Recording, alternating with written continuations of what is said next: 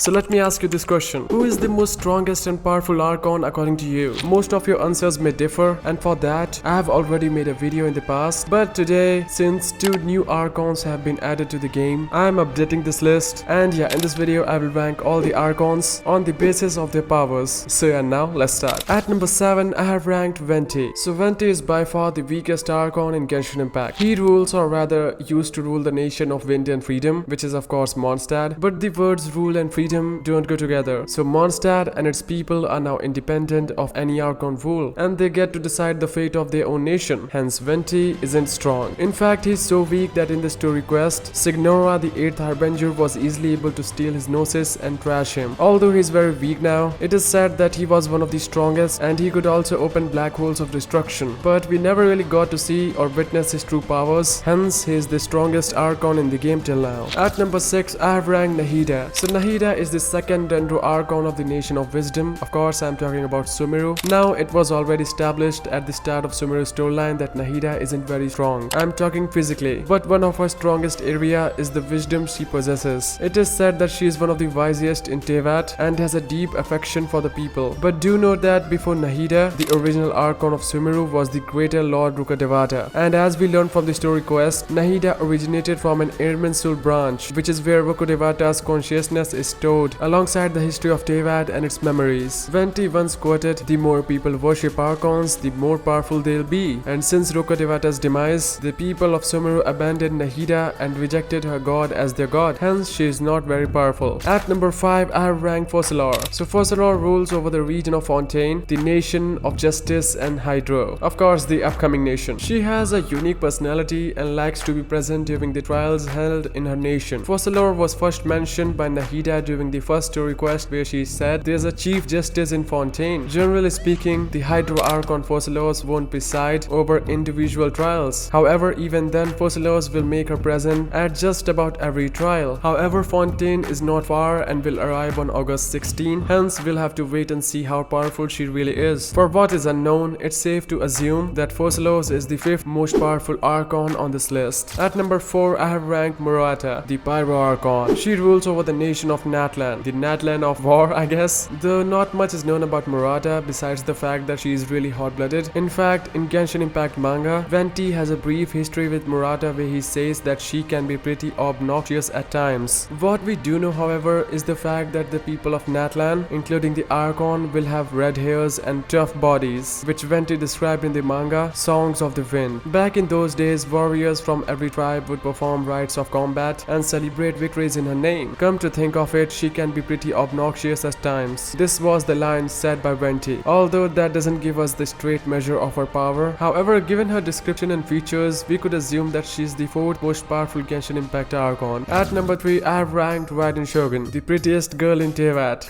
Okay, she rules over Inazuma, which consists of 6 islands. Raiden Makoto was E's sister, who died during the events of the Archon War, which led to E becoming the next Electro Archon. Due to great sorrow, she confined herself in the plane of Ithomia after creating 2 puppets to oversee the rule in Inazuma. This was because she believed in eternity and hated progress, since it led to the loss of the person who was the most important to her. She created Skarmoch, who she later let go because she shed tears right after he was born in the lore, and then created Raiden Shogun because she needed something that would defy the heavenly principles, something that didn't have human emotions. Also in the lore, it's told that when she faced off against the serpent god Orobakshi that hailed from Khandria, she decimated the snake with just 1 slash. She also killed Signora, the 8th Harbinger, with just 1 slash, which really highlights how powerful Shogun is. This is the reason why I have ranked Raiden Shogun as the 3rd strongest Archon. At number 2, I have ranked Zhongli. So Zhongli vs Raiden Shogun has been a raging debate among fans, and we are here to end it. My friend is a Raiden Shogun main, but still I think Zhongli is a bit more powerful than Raiden Shogun. The reason being that in the lore, it explains that Morax is capable of single-handedly defeating and has sealed other gods. He created the Yaksha that aided him in Great Archon War. He also created Azdaha, who once fought alongside him but was later sealed as he went bizarre after losing his memories due to erosion. It's also said that he used the big rocks in Guyan stone as spears to defeat his opponents during the war. Besides, he's also the oldest Archon to exist, and it's said that he's an Archon for almost 6,000 years. He easily takes and deserves a second place in this list. Yes. And finally, number 1, I guess all of you have guessed. Yes, I'm talking about the Savetsa. The Savetsa, aka the Cryo Archon, is said to be the strongest Archon in Teyvat and rules over the nation of Snezhnaya. Her followers are Fatui, who she commissions to intimidate other nations, and she also has a group of people called the Harbingers, which the lore explains that some of whose powers are equal to their gods. What makes her the strongest Archon in Teyvat is the fact that she has obtained 4 Gnosis: Electro, Shio, Dendro, and Animo, and she plans to burn away the old world and to seize authority from the gods. Of course, I'm talking about Celestia. Her most powerful followers include 11 Harbingers in the Fatui. So far through the lore, we have met only 4 of them, named Tartaglia, Scaramouche, Signora, and Tutore. And we'll be seeing and probably fighting Archelino, the 10th Harbinger, in Fontaine. So overall, since the Savetsa has such a powerful and huge following and the gnosis of the other gods, she is easily the most powerful Archon in the game. But what do you guys think? Who is your favorite Archon, and which Archon do you think is the best? Comment down below, and I will see you in the next one.